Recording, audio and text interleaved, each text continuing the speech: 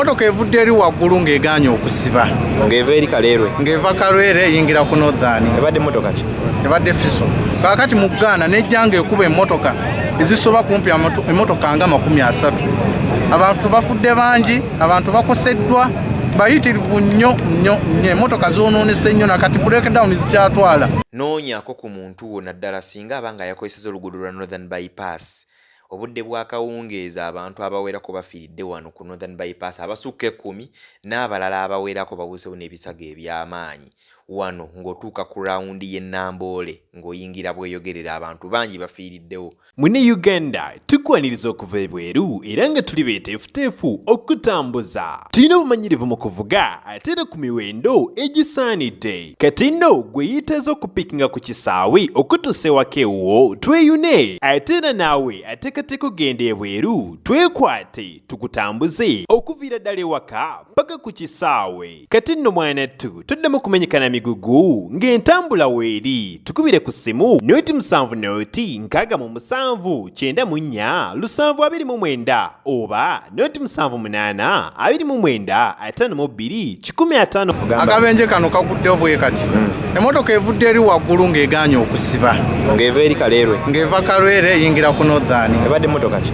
Ebadde Fiso ng'egaanye okusiba eringa box body. Ng'egaanye okusiba. Kaakati bw'egaanye okusiba omusajja n'agikuba pavement ng'ayagala agisuula eri mu lukonko. Emotoka n'egaana eng'eyika ebadde etisse. N'egaana okusiba. N'egaana okuba pavement okola ki? Okugisuula mu lukonko nga tayagala kutomera abantu, tayagala kutomera motoka. Emotoka n'egaana. Kaakati mu Gganda nejja ng'ekuba emmotoka ezisoba kumpi emmotoka nga 30. Abantu bafudde bangi, abantu bakoseddwa, bayitirivu nnyo emmotoka zoonoonese nnyo nakati breakdown zikyatwala. Era abantu abasinga ababadde mu taxi abantu bafudde ate bakoseddwa. Wadde n'omukazi ow'omwana emmotoka emulinnye ku mutwe ne gufuuka Jabati naye eky'omukisa omulungi omwana we awonye era bamututte mu ddwaliro. Naye nkubiriza abantu kyetaaga tuwulirize nnyo abantu baffe bali batya kuba tetumanya abasinga tutegedde baawa embeera gye babaddemu oba engeri gye tubadde tutaasaamu abantu kuba emmotoka zibadde zeerikana ng'eri bagisuula okugisula wansi okuva ku nne waayo okugwa wansi tetutegedde. Kale twetaaga tunoonyereze abantu baffe bali batya. So buli atalaba muntu we amunoonyezeeko emulago akube ku ssimu akole ki tugende mu malwaliro tunoonyereze tulabe abantu baffe kuba tetutegedde. Olizaba badde abantu wogeza kuteebereza omuwendo abayinza obanga abafudde bayinza obanga abantu abafudde basoba mu 12. Kuba babadde bangi abafiiriddewo tubaze nga 12. Abalumiziddwa bo bangi. Alumiziddwa babadde bangi nnyo. Kale nze Sonko Muhammad tungere okubanyiriza ku mukutu Good Talent tuze n'amawulire agatali malungi nnyo. Programu entugikoze budde bwa kiro oluvannyuma lw'okuva wali ku scene ku Northern bypass ate netubanga tuzze tubawe updates ki ekigenda mu maaso. Nyongere bajukiza ntikola airport pickups bulambalamba. Bw'oba okoma wano mu Uganda you can book with us no tubanga tukutambuza. Akabenje kabuza kagudde ku luguudo lwa Northern bypass ku nkulungo oba giyite raawundi ey'e Namboole era abantu abawerako bulamu bwabwe bukomye. Abantu abatakka wansi wa 10 bo bamaze okubanga bakasibwa okubanga bafiiridde mu kitundu kino okusinziira kubeera biddeko n'agaabwa akabenje kano nga kagwawo ku luguudo lwa Northern bypass ku round about ey'e Namboole bw'obanga ogituukako. Akabenje kano kaguddewo katya. Waliwo emmotoka ekika kya loore era ebadde ebikiddwako bwetyo leero mu kika kya kanta ebadde eva side agiyite ey'e Kaleerwe ng'eyingira bweyogerere. Abantu bamumanyiwo bulungi nnyo ku raawundi eyo bw'ovaawo akava ku kyaki ya Jubilee ng'ojjotuka ku raawundi y'e Namboole kati we bambukira bwe bati okubanga badde bweyogerere. Emmotoka eremeredde omugoba waayo n'eryoka ejja ng'ekuba emmotoka ezibaddewo eza buyonjo takisi ababodaboda ababaddewo awo obulamu obwe busigadde. Abantu abawerako bafiiriddewo n'abalala batabalika babuusewo n'ebisago eby'amaanyi era obedda poliisi y'ebidduka ng'eyambibwako ginnaayo poliisi endala abavuzi ba bodaboda n'abantu abadduukirize be babaddewo okulaba ng'ate bazza embeera mu nteeko era abantu abawerako bafiiridde mu kifo kino.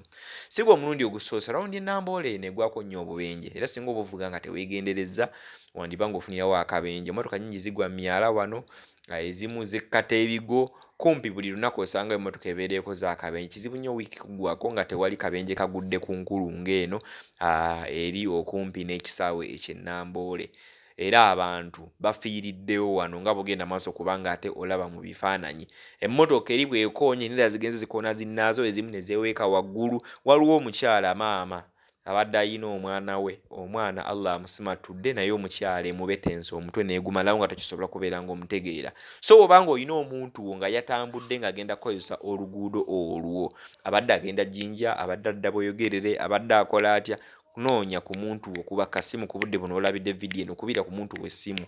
Bw'obanga okuba essimu teriiko kuba amasimu gamanyi okubbibwa, agamu gamanyi okumementuka, dduka ku poliisi y'e Bweyogerere obeere ng'onoonya ku muntu wo. Tekikumalira ekyo, dduka mu mokyala emulago obeere ng'onoonya ku muntu wo, wano abantu bafudde abawerako. Tekikumalidde ekyo, ddukako mu malwaliro agaliraanyewo, ddukako emulago awo obeere nga okeberako ku bantu abafunye accident nga bagifunidde ku luguudo lwa Northern bypass, okebereyo omuntu wo. Abantu bafudde, abantu balumiziddwa, bamba batoto tebakyategeera. So ebadde entiisa y'amaanyi nnyo nnyini ddala. Ffe tugendedde okutuuka mu kifo kino nga poliisi ekyagenda maaso n'okulaba nga ewalula emmotoka zikasiringi oba zite zi breakdown nga ziwala bwe zitwala ekireka ziwala bwe zitwala e Bweyogerere mu kisaawa awo ebajja akatale okulaba nga emmotoka zigenda awo. So bantu bangi bawerako bambi bafiiridde mu njego eno ya accident egudde ku Northern bypass. Nze Sonko Muhammad nyongera okujugiza nti kola airport pick up sobo koma mu Uganda twesiga otambule naffe tusobole okuba nga tukolera emboozi zifaanaganako nga zino eno. Myra Enjugo mbeera ne ku kamera, so I had to come here nzire ebbali nkome ettaala mbeera ate ngamba update mumanyi ki ekigenda mu maaso mucekinge ku bantu bammwe. Kale nze Sonko Muhammad Katonda ensi yange, assalamu alaikum warahmatullahi wabarakatuhu. Naye tusaasira ku family z'abantu abaviiriddwako abantu baabwe n'abo bonna abantu abakoseddwa eri abantu baneeno bannange. Waliwo omwana baby asigadde awo nga ye maama oba badde batambulira ku bbali nga emmotoka emaze okuba nga ate mubetenta omutwe. Assalamu alaikum warahmatullahi wabarakatuh. Mukama Katonda wa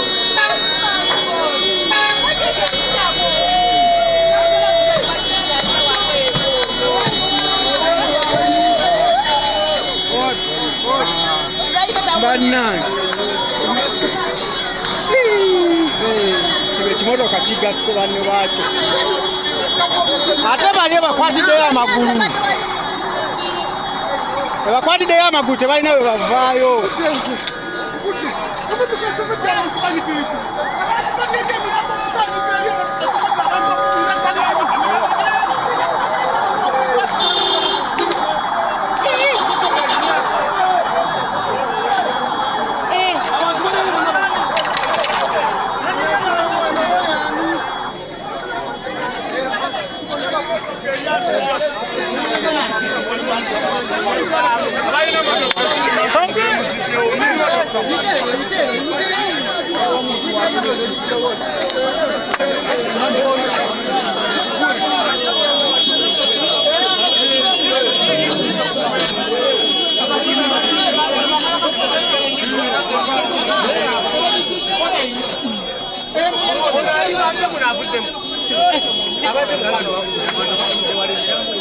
Mune Uganda tukwaniriza okuva ebweru era nga tuli beeteefuteefu okutambuza. Tulina obumanyirivu mu kuvuga ate era ku miwendo egisaanidde. Kati nno gwe yeetaaza okupikinga ku kisaawe okutuusa ewaka ewuwo tweyune ate era naawe ateekateeka okugenda ebweru twekwate tukutambuze okuviira ddala ewaka paka ku kisaawe. Kati nno mwanattu toddamu kumenyekana migugu ng'entambula weeri. Tukubire ku ssimu noti 7 noti 6 94 729 oba noti 78 29 52 155.